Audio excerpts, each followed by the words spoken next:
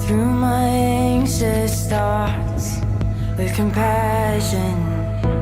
One by one they fall into perfect